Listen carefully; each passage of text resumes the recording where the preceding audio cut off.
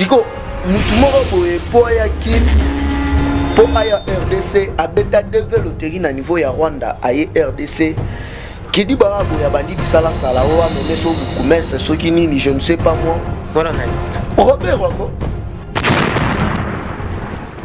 l'herbe belgaka eloko ya recensement na identification bato basalaka na mangwele ote bakomi kobanga bato baya Congo na développer bakomi kobanga donc neti ba Madidi ba Kabila ba Roberwa ba Tambo Mwamba ayo omonika ensemble wa ensemble national on muto pensa ngo état de droit po bato tout bazawa na ko banda na Sénat ti l'Assemblée nationale mi ko pardonner Kabila et sa maman na crime contre l'humanité.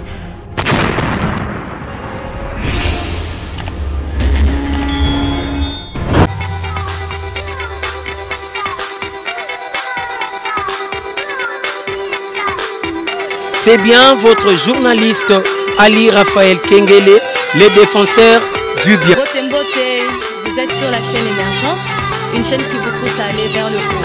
Abonnez-vous très nombreux à notre chaîne et surtout, mettez une pouce.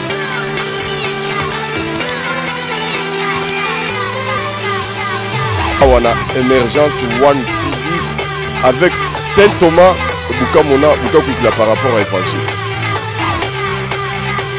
Bonjour et bienvenue chers internautes, je sais que vous êtes tellement nombreux devant vos écrans. Bino et pas ici, Kozoma Bino partout dans le monde, vous allez Kolanda. Émergence One TV na émission Bolingaka Mingi Masolo ya Mboka.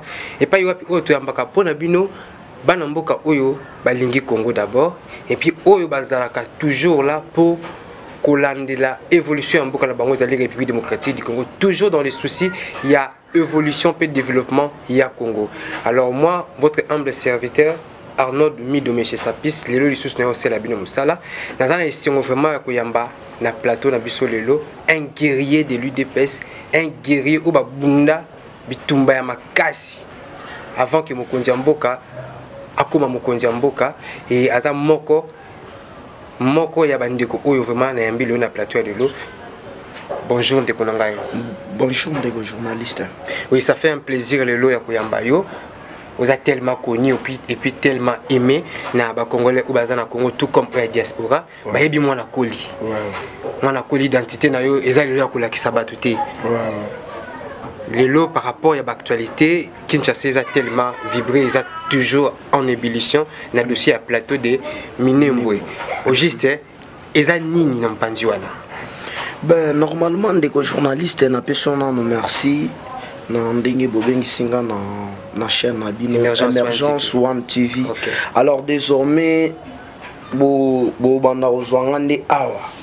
Alors d'entre des jeux des gens des journalistes il faut y ba non batouana ba gérer pendant 18 ans. L'air na lo ba batouana na zolo ba Kabila na bande ya ba miibi na yetu ba criminel tout. Ba gérer mboka pendant 18 ans. Okay. Donc ba nilotique ba Rwandais, ba Burundais, ba Tanzanien, ba tout. Alors pendant 18 ans, est-ce que c'est négatif ou positif? Oh, papa, un véritable Congolais. Akelo Babila ya Kabila eza positif. Parce qu'il y a du dossier où bazol ba. Non, wana eza batu oyo bazaki na accès ya koyiba mbongo ya l'État. Okay. Kotonga papa. Exemple ka ya mukiawa, mama Embo, eza na Itani. Ba université tout Kabila tia beti 18 ans au pouvoir tia longwa atana yi esa pamba komate. Donc dossier ya plateau ya Minembwe il faut bande ko na biso ba congolais ba yeba non Kabila fondana pendant 18 ans ba réussir ko bancaniser RDCT to ko récupérer territoire moko songolo pakalate car le véritable congolais moi na kin pe en plus ba yaka boye ba so Minembwe mais non c'est du n'importe quoi.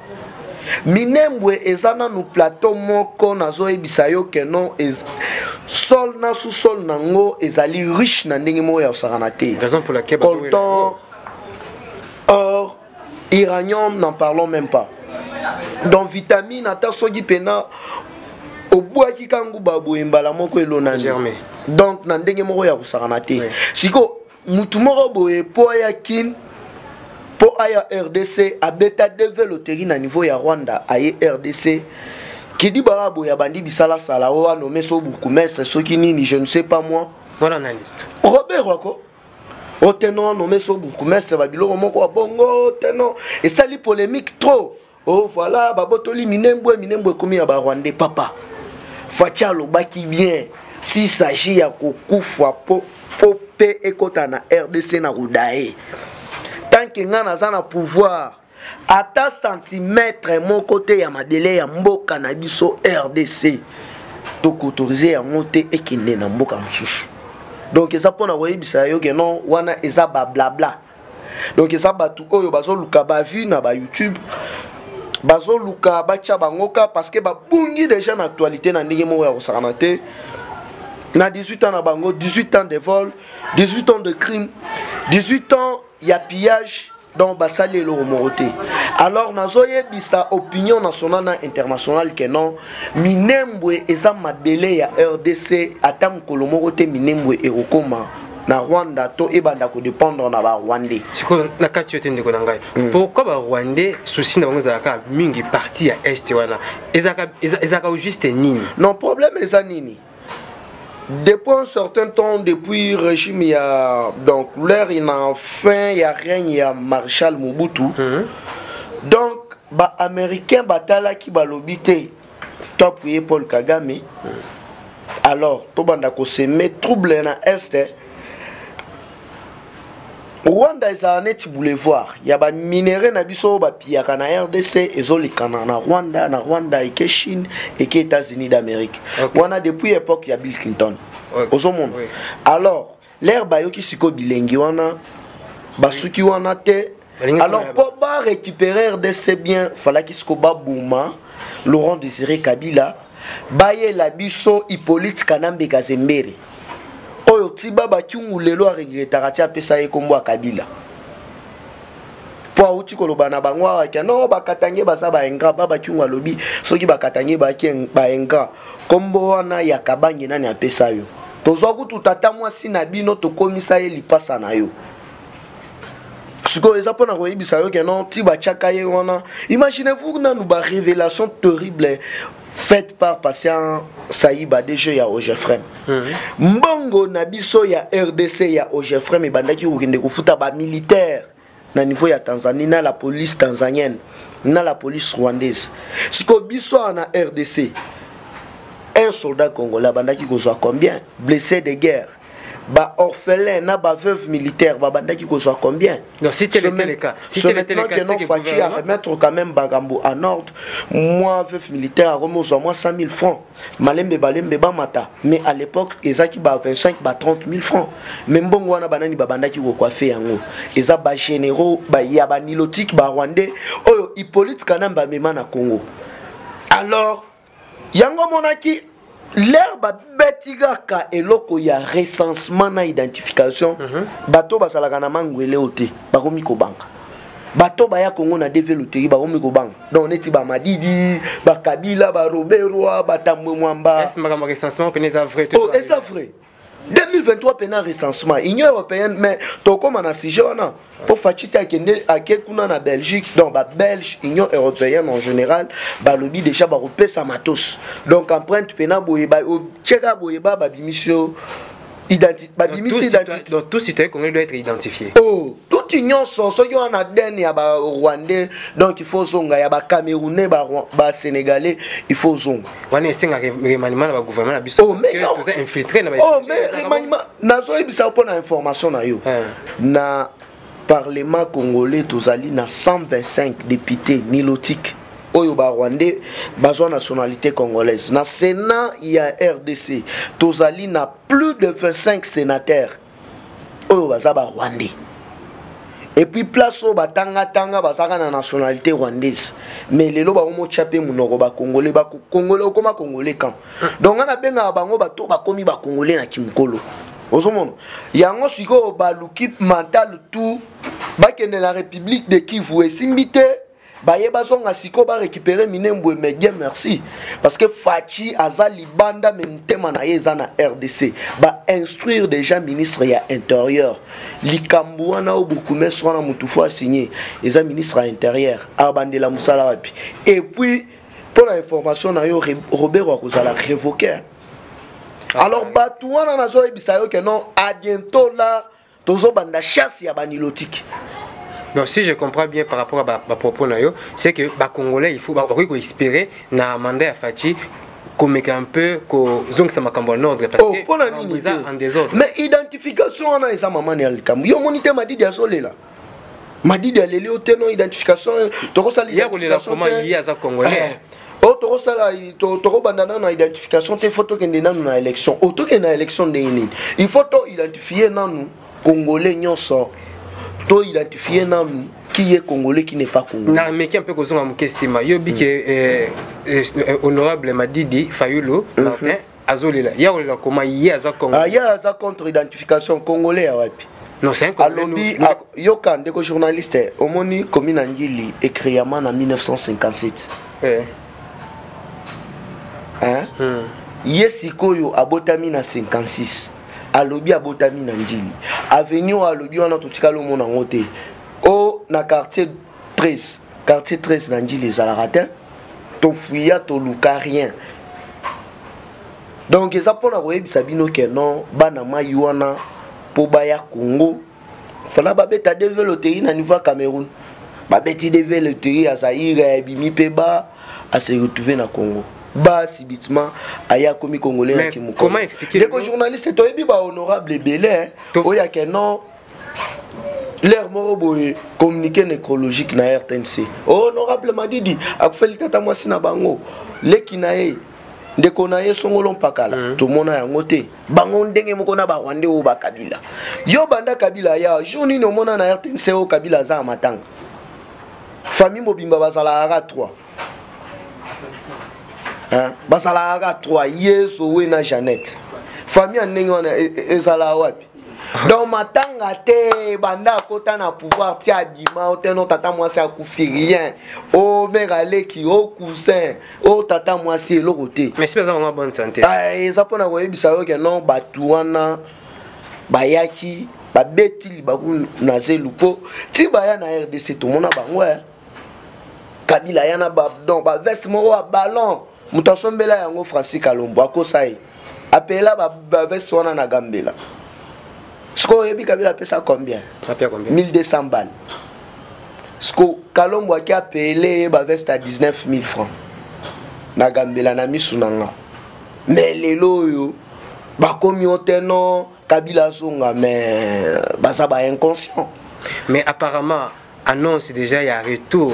Il y a sénateur à vie Kabila Joseph pour 2023. Apparemment il pertibé bino bataille de oh nani parce que beaucoup de banga déjà banga retourne papa biso il faut y non ti élection et organisation na RDC eza cause IDPS na fu oyo to bunda so na la kisio ba ozo mona ba traso eza ba TD na beta boloko mo bo ezalaka na kanchachi donc bozawa na front ti awa eza na mai sko ba poisson bazoli abino bozawa na obeti sko une semaine bazobeta kota kuna motif ni kota kuna motif ni oh mais na prestation ya serment ya vite papa Tshisekedi alakisa bwanya na ya alakisa maele na ya loba jamais na kocha diplôme na ngai ya ki docteur en droit premier congolais docteur en droit na kocha ngwanje boyete na kokende biloko wana te via lobi na ko prêter serment parce que c'était prévu à prêter serment dans stade des martyrs nga falaki na matakour na kampa à l'époque mère kutu tellement ebaki que non na combattant ya IDPS mère apekisanga na biste mère nazo kende batongilanga ka sapato nazo ya sak godoma na Mukongo ti stade des martyrs l'air au komi wana criminel kanya mazana do batandi siko ba char de combat mbume banda ce qu'on a glissé banyata biso anermba morote de bazo betabino tongo midi pourquoi ozomona nyonso wana pona nini parce que to bandaki ko telemela régime sanguinaire ya Hippolyte Kanambe Kazembere lelo nazomona batu mususu akeya baye no na ye akena ese kuna bandi biloba loba batu neti ba Daniel Safu yo muto zongi na député Merci Fachi ba déclassé mais Pour la toute première fois dans l'histoire et à monde, président Abengi, président de la Cour constitutionnelle a dit que non, cette fois-ci, il faut revoir les députés qui sont première fois dans la RDC, Cour constitutionnelle et reconnaître erreur na bango que non il y a eu erreur matérielle ba réhabiliter ça mais ça façon que de est na ça banois pour na tenir discours moko il y a haine papa au monde wapi contre le chef de l'État un indiscipliné politique. Est-ce qu'il fait partie de la FCC? Non, il est Daniel Safou. Oh mais à sa marionnette à FCC on habite. Au mona bango na nini na tata mwasi Kabila bazobina na fetité. Daniel Safou. Au mona ba vidéo na te bazobina na Jeannette. Non, non, j'attends. Ah. Na otine lo après mission. Donc eza pona ko yebisa yo ke non batwana ebele bazo sala politique moko boye ya kimutema mabe ya haine. Yo mona wapi na front militaire na front basombela emus. Ata na ba Libanda na ba Iran, ba Irak, ba États-Unis. Basoda ezaka basaki bana ça fois que bisa basoda kuna na esa basombela bango bamus na sa banwa te yesko abuleke no azana este ya buleke no asaki na orphelina eza pona ko bisa yo no ndeko journaliste Fachi aza homme de parole. Parce que tout le monde a qui en la campagne na chef de l'État lobaki que non dès qu'il a commis président ba prisonnier politique ba rosalate ba cachonyo nocturne o ya ba aner bureau de na kokanga yango. Pas seulement ça, il faut batanga au filet, il faut sécurité congolais sur place à la sécuriser, mais les noms des journalistes, état des droits moutunions sur le Canada TV, lobby n'importe quoi. Tout comme moi Simon quoi, il y a FCC kaka a fini première dame, basali et l'euro moroté. Moi na ngoika sange, moi na makolomike on dirait tiche coton. Mais sur ce point-là, côté état de droit, vraiment ça va. Côté état de droit, vraiment, c'est vraiment coup de chapeau vraiment na chef de l'État. Côté là, vraiment, tout le monde a évolution, la gratuité enseignement. Mais les Congolais se plaignent plus d'un problème social. Qu'est-ce que là, social? Les journalistes, il faut toyer et le comment quoi. Fachi, l'air a eu le pouvoir, l'air a gagné par élection. Mokonzi a coûté RDC na état d'urgence. Dans ce sens, RDC a la qui n'est malade à zober la 3 maladies. Il y a sucre, il y a malaria, il y a tension. Alors, il fallait qu'il y ait ça la nini. Il fallait qu'il nous a diagnostiqué le pays. Il faut diagnostiquer le pays. Il y a des maladies à Congo et Zanini.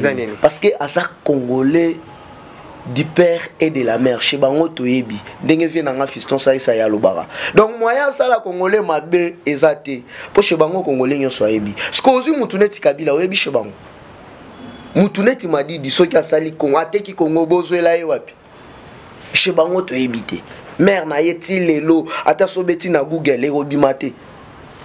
Mais premier mandat qui est vers la fin aux bango parce que na zo ebisa yo journaliste premier mandat qui est vers la fin Fachi ne tozana ebo Simon le Jésus roya omoni les années passées dans d'après yo omoni d'après les Congolais po bana o bazotanga ofele bazotanga na 26 provinces nyonso oyo kutwa bientôt kozonga 11 provinces wana dans information nazo pesa déjà balandi na biso to bazuli baro ya Hollande biso donc na 11 provinces nyonso oyo ba Rwanda ba komisa 26 pour qu'on se mette terrain, pour qu'on se mette division, pour qu'on se mette tribalisme.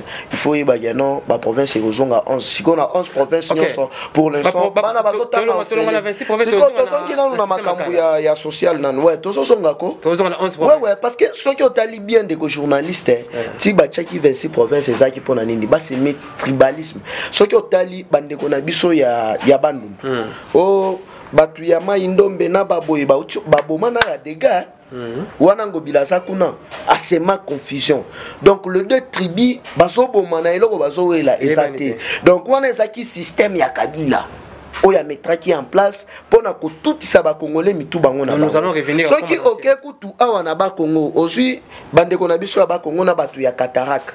ezaki bomana oui. bomana ya kosakana te okeye na niveau ya Kasai baye na kamuna sapo donc le Kasai entre et s'entretue nyonso wana eza nini eza politique na bango o batiaki en place oke na este kuna ozwi oteno ekolo songolo pakana na boye baemba na baema bazokana te bomana donc politique na bango ezaki nini diviser pour mieux régner alors Fachi aye alobi abali tribalisme nazali président ya baluba te ya ekolo moko songolo mpakala te mais nazali président ya bakongolais nyonso na bao balingaka nga na bao balingaka nga te na bao bakufa donc na minute Fachi aza président ya Lumumba ya Mobutu ya Laurent Désiré Kabila donc oboyi mélange Javel okufa si colère Fachi ya salina nous diagnostic atali parce que ndeko journaliste il faut yeba non ba payer belé lelo soki ke non ba pays wana ba komi ba pays moko émergent ba komi ba pays moko développé parce que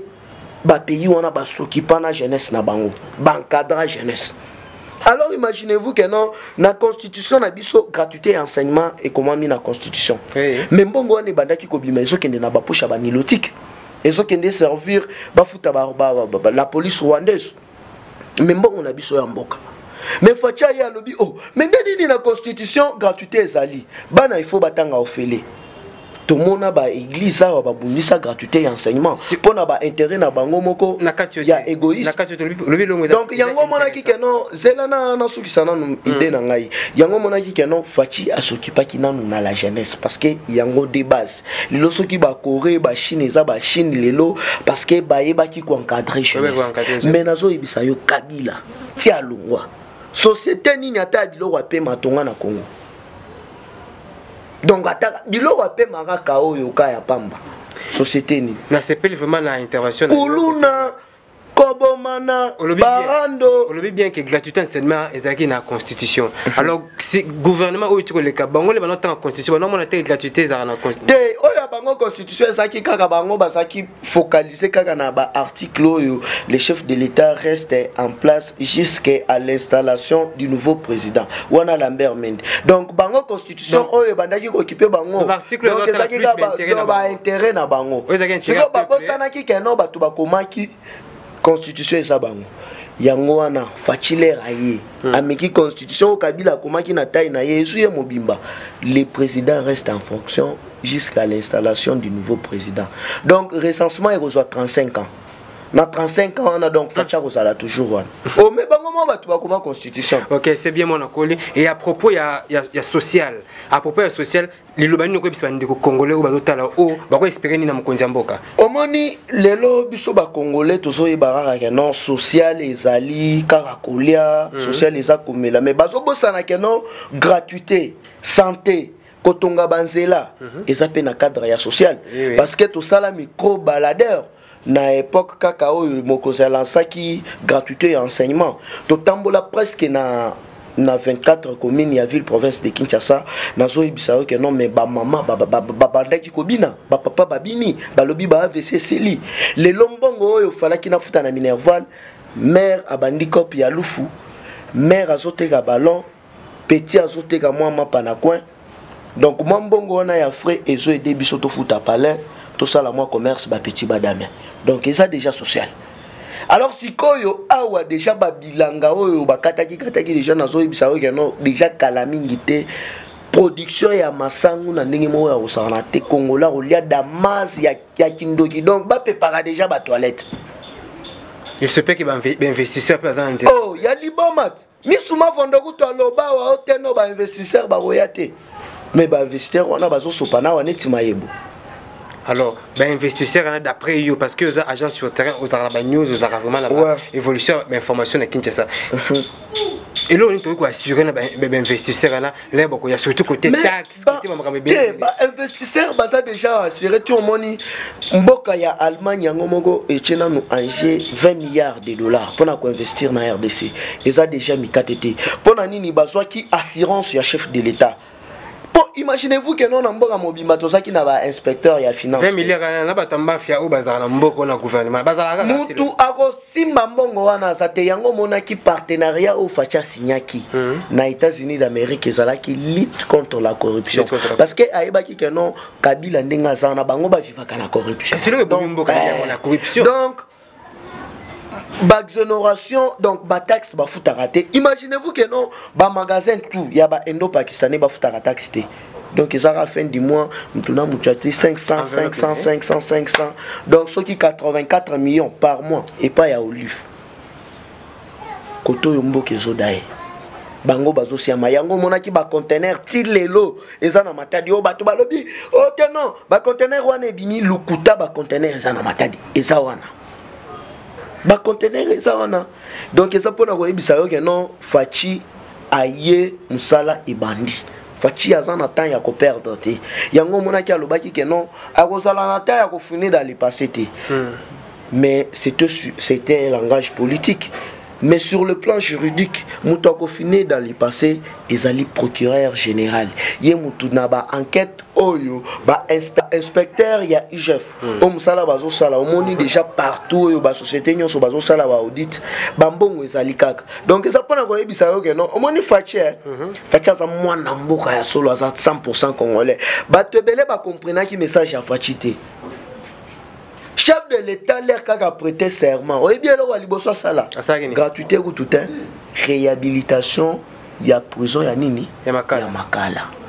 Et ça qui dit un message mort fort. Ah, OK, donc si on continue à penser là, mais ça qui déjà que là on bande musala état de droit ba on arrêter, pas que payer mesika propre hein. Ils a siko pona ko yebisa yo que non, film déjà est bandi. Nazo yebisa yo au monika ensemble on c'est le déjà ndako. Assemblée nationale on a muto ko pensa ngo état de droit. Po batutu bazawa na ko banda na Sénat. Ti l'Assemblée nationale mibi. OK, merci vraiment. Comprenez que nous sommes avec moi dans Koli Moreba Guiria IDPS au vraiment bundi pe bazo continue toujours ko bunda pour na IDPS et Kende Liboso et je profite aussi de l'occasion pour remercier Carlos José et puis Sandra Mbabu au niveau à Londres, maître Lobo qu'on appelle sur mbote moi na Koli tuna ki les autres azana plateau il y a Émergence One TV. Bo s'abonner massivement et ndeko nangai toza toujours kaka na makambo etali ba œuvre mo konjamboka zo sala pour la souci ya Congo et Kende Liboso et on vient de nous apprendre que Mkonzambo Kaza a été et Aza en déplacement. Et est-ce que vous avez un peu, vous avez une idée, il y a le pourquoi du déplacement. Ouais, chef de l'État a séjourné en Belgique dans un voyage stratégique. Autosobing en IDPS voyage, il y a dernier virage. Parce que qu'on a 3 objectifs. Objectif, il y a Liboso et Zana nous dissolution et Assemblée nationale. Deuxième objectif, il y a dissolution et pardon. Deuxième objectif, c'est le remaniement du gouvernement. Il y a gouvernement, le peuple d'abord. Il y a 65 ministres, 40 ministres. Point barre. Après, troisième, des mamans na kake. Piolole Robeta. Mandef. Avant matasser pays, azoyana limité to katie kovo. Papa, tu sais que du père avant d'ailleurs, il y a besoin. Bokangilanga Kabila, Bobo Maete, Boyelanga Yemobimba. Arrestation, il y a Kabila. Yo monite Fachi na Belgique. À quel ambassadeur aux États-Unis d'Amérique? Mike Hammer na docteur Denis Mukwege. Prix Nobel. Rapport à mapping. 582 pages. Crimes contre l'humanité, les canons à RDC, Banda 1993, Kino 2018. Na minute est en Belgique. Nazo ebisayo les soi-disant maman ya Kabila vertige. Kabila bengi wende bele mulimete mupatane na maman Martu Nyombe Buruma. Donc kende na limité kuna o kesengela pardon. Si foyer na limité kuna mère abengani. Donc les choses s'annoncent mal. Oh, nazo ebisayo ke non mukolo moko akolela. Oui, merci. Quand le président du Parlement européen, David Sassolo a lobby ko pardonner Kabila et sa maman na crime contre l'humanité. 14 millions. Il y a bateau baboma. Mais pas seulement Bango. Moi, c'est à Floribert Chebe Yazakuna. OK, merci vraiment, merci pour la précision vraiment et ça nous fait plaisir à apprendre et à news et surtout les nouvelles que vous pas à moi parce que bon gens sur terrain on a bien information na source et à propos il y a rencontre il y a ambassadeur à Belgique na Jean-Marc Kabound. Votre impression na ezandenge nini? Wana sikoyo eza dessous des cartes. To bimisango boyete parce que banguna ba roza stratégie. Donc makambo ebele ezaki na ordre du jour. Mais oyo balandi na biso surtout il faut ba retenir ezaki non ils allaient déjà pour mobiliser le peuple congolais. Parce que l'herbe au Kangakabina Moutawosala Bagé a recoutana peuple congolais dans Zélana. Surtout Banilotique. Jamais Kaibisa Bango Bayekola déjà qu'on a géré. Surtout Bango. Toyebi Bango Nyoso. Oh Babi Benga ba Congolais wana batu ya ba roi. Na émission moi était collègue na landa qui vraiment la lettre parce que au pesa que moi le mot malam peu le bagage le mot est intéressant voilà ezaki ni no lobi que non permutation ya officier ba oya ba Congo ba Congo ba kesana Équateur ba kesala na est ba yosala et là qu'on a ce qu'on a bezaka idéologie au mukonza mboka ya kala butu azaki na pour éviter ouais ça idéologie ya kala mais ça pe na cadre ya batu oyo bazala ka facile à manipuler parce que au moni batu belé bazo la manipuler trop na ba comprendre makambote oteno boma ndeko na yo boye parce que aza mutu ya ekolo boye boma mutu boye parce que aza mutu ya ekolo boye mais ils oublient que non tout à la équipe nationale moko congolais nyoso azalaka na passeport moko jamais l'air to kenda ozo passeport ba o passeport oya bato bandundu passeport oya baluba oya ba swahili soki omoni bato ba ya trop na tribalisme eza bato oyo bakoma ba congolais na kimikolo donc ba Madidi ba Kabila ba Roberwa ba Tambwe Mwamba ba Lwakaningini. Donc, on est battu siko na idéologie wana ya séparer ba Congolais. Mais biso ba Congolais tous ça maman na même morale. Parce que les loso qui ba komi ko respecter Congolais partout dans le monde, c'est à cause ya Fachi. Parce que ba bande yo ba Congolais bino ka musique. Et Rwanda ça on a so diriger bino. Parce que elekela nga ke no ti le lo batu mususu bazaka na ignorance. Bozo soutenir mutu oyo kombo mama na bango elongia tata na bango botikala omona yango te botikala koyeba yango te shi bango boyebite mais bozo soutenir ra mutu aveuglement nyonso wana pona nini abrandira kina no tribalisme liboso yango mona ki keno batu wana o bakomi ba congolais na kimokolo donc bango arme na bango ezaki tribalisme division mais lelo vérité éclatée au grand jour. Na sutukala la bango na bango bomana mbongo oyo Madidi azwaki pona kosenga destitution ya Fachi 3 millions de dollars aboyi kokwatela muzitu pa ebisi ke non ndenge zana nga ki présidence ya sutukala la na opesa yo yango te donc ekomi opesi mwa bwa aboyi de créer pitopa na boka oh pitopa nazo ebisa yo chimfundu ya kosakana te boma ikumkeba ya longwe poane mbemba désavoué pour aller na lobby yo zo rêver makambo boye na Congo ezalate to bandaki ko passeport na biso ezaki passeport oyo ezaki cher na monde mobimba et puis Semlex ezaki basé na Rwanda mais le lot passeport $85 pour na Fachi Beton mikatete donc nazo ebisa bino ke no makambo ezali le passeport o tono suma na $250 balles le pour na Fachi Beton $85 Vous assurez oh, nasa sing maram na soloba. Bon ministre ya affaires étrangères, aza Moutouana. Il y a eu des pestes. Mère na biso maman tumbazeza. OK, c'est bon. Oh, mère na biso ça prouve à suffisance vraiment musala o mukonza mboka zo ça. Fachi aye ko binate. Aye ko beta balete, aye ko teka ba joueur te. Fachi na papa na bango donc politique. Hein? Baba ili pena oh via congolais bonga.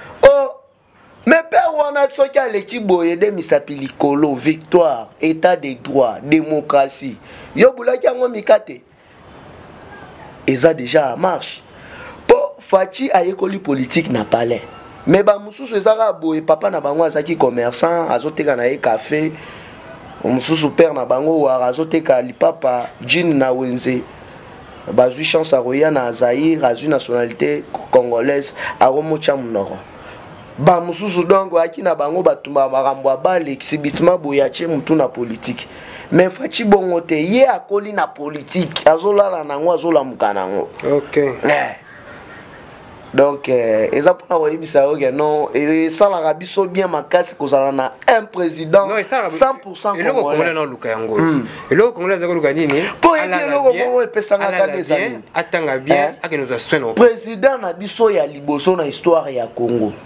Joseph Kasavubu. Mais histoire na ye bandaki koleka inaperçu. Mais Fachi ye a levé na ya ya héros bango na Patrice Emery Lumumba na tchela kuna babongisi nzela tina mausolée ba retaper yango mais nazoyebisa yo non moi na tchela donc Bakongo en général ceux qui lobby na yema ba facha bomayo. Donc si je comprends bien, yango yoka kina mwana semi ya lobby que non muto simba fachi te azano konanga. Donc si je comprends bien. Po oyebi des journalistes na oyebi solo moko Kabila banda obi. Moi je vis baso boma bato. O mana de ande ba boma bato et pas Kabila. Non. Ah. Ngasi ko na viva yango bo. Hein? Donc Kabila banda boma bato mususu parce que a lobby na ye vérité. Pour vérité be bisaka bilamba te. Pas le bien la vérité abomi. Mais imaginez-vous pas délire où vous venez ne mon semi malgré revenir na raison. Batouba na confinement via bimisi batou alobi biloba loba. Mais fati na place à kangaye alobi TV a oza na problème à santé batindi na ma scène pépé ba traité koto palais ba tché peinture ba maramutu voiture yango yo via bimi via changer. Via lobité. Mon conseiller yo muto simba fachi aza noko nanga. Donc c'est ça un leader à Salarabo. Est-ce que le balilo que Fachi a ko répondre na ba besoin pe na ba souci ba congolais ne surtout Fachi azali et donc réponse exacte. Il y a pas problème avec congolais. Ouais. OK, merci, comprenez vraiment que tozana mona koli combien presque na fin émission na biso et une dernière question de Kunangai et ba congolais ou bazolo na biso partout ou bazolo na biso na Europe ou bazolo na biso na Amérique ou bazolo na biso partout na monde liloba ni okoloba na caméra oyo pour que ba espérer que mboka na bango pe ko changer ba ko pe ko zonga. Ouais, bande qu'on a biso tout là je vois déjà mon vieux Marie-Paul Boukoula ravio ana tonyo kamana et a dégâts tozo ba gaz. Donc c'est l'artiste so banda qui ko soutenir papa. Hein, Vienanga Marie-Paul, Walobara toujours, moi na Koli qui vivra mon era. Sans oublier mon vieux Chiquito Mouchachino, mon vieux Roger les combattants, maman Célestine, na Montréal, Balobi, Salon Célestine, ya Julienne Mwamboui, na Katia Belgique, Balobi Charlotte Ndenga, la parisienne, sans oublier ma sœur Black Line, moi na Yolo, ya Tango. Il y a Solange de Londres. Donc moi na koli wana chaîne na bino yango wana donc à bientôt là bo so balien bo partager bo s'abonner maman Georgette Mujinga Chombo na kati ya Belgique bozali tellement ebelé maman Malula na kati ya Paris mère waza na fondation asoki para na bandundu hein ba fille mère na niveau à Kasai kuna donc mère moko bien ya kosaranate na kati ya Paris donc maman Adèle Malula Bambote Nayo numéro nanga mwana koli ezali toujours les mêmes plus 243 89 784 33 42 plus 243 89 784 33 42 beau s'abonner vraiment massivement sans oublier Mado Madova mère moko Betty 35 ans na Mikili donc na Allemagne Mado Madova donc mère moko solaka wo. Donc Madame Adova bébé climatiseur moi si ya pembe mutema ya donc na meli na ngaka kana lobi na nga eloroté donc bon s'abonner vraiment massivement on est là Emergence One TV donc bon s'abonner massivement moi na koli désormais borojanga wa consommons Fachi c'est notre frère Fachi c'est la réponse exacte des peuples congolais on est ensemble à bas le tribalisme à bas la haine. Ça ne sert à rien, il y a Koinande Konayo, Congolais, tout ça, équipe nationale, c'est mon corps, Mboka, c'est mon corps, président, c'est mon corps, passeport, c'est mon corps. Donc, bandero tout, baza libanda ya mboka, bosa la calme. Fachi azandi kona biso congolais. Ça ne sert à rien ya kofinga mwana koli, ça ne sert à rien ya kofinga Fachi béton. Alors, soki o moni keno ebaise yo, j'avais les alara 100 francs. Donc, au pays là, j'avais le bail. Beaucoup de temps, il système. Donc, c'est normal. Oui, merci. Comprenez que nous avons qui moi na coli donc baza ba jeune ou ba bundi le lot pour que président Fachi pe azala lelo Fachi Beto de ba contribuer pe ba yepe na mo ba brique na bango ba pierre na bango na présidence ya mokonzi ya mboka. Alors ce sont des jeunes encouragés, ba jeunes il faut bazaka mo belé et ça ka moi bien et ça qui plaisir vraiment nangai Arnold Mi de monsieur Sapis ya ko présenter bino émission il y a après-midi à lelo bino vous avez qu'on la biso partout et na bandi ko remercier surtout Base Émergence One TV à États-Unis où simbami na merdi sabwana mama Bénédicte Mbayi bangonde vraiment baza na responsabilité pe charge na niveau des États-Unis na moni pe masa nangai Hervé Iniesta et puis na mama Minata na pesi bino mbote boza tellement ebele kuna et na moni se souvient nanga Blaise Lusunga na niveau des États-Unis na Belgique na moni grande sœur nangai Zozombenga Pomme Verte et puis namoni Sandra Mbabou et Carlos José au niveau États-Unis. En France namoni Aristote Missi Jean-Sif Foyo Francine Dombe et Candy Chamana bébé na bango Claudici wana pi baza ko constituer force pe base ya Émergence One TV na niveau ya France et na Turquie. DJ Rigen Matoudidi et Masalanga Moko Prince Tabouz na pesi binombo tebele boza tellement belé aussi Zitobo na niveau Afrique du Sud et ba congolais nyo surtout au bazali nanga awa o tu memaka chaîne oyo toke nango liboso na bandi na Piscas image pena wana grand caméraman to zakane partout to kendakane ba marche bazo landa biso na ba jeep ensemble kaka na ye et mon petit Israël Izola toujours na pointe na bosanité comment voir ma mettre le boko libanga na yango yo senga kado ezanga kate na pesi ingénieur kapa ya mbote père nanga moko Saint Thomas buka muna buka kokila soko monité kondimate na suki na opère. Au revoir tout le monde.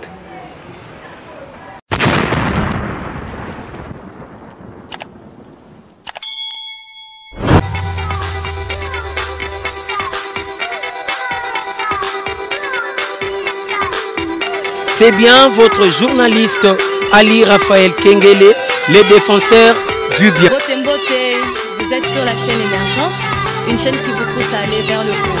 Abonnez-vous très nombreux à notre chaîne et surtout, mettez une pouce.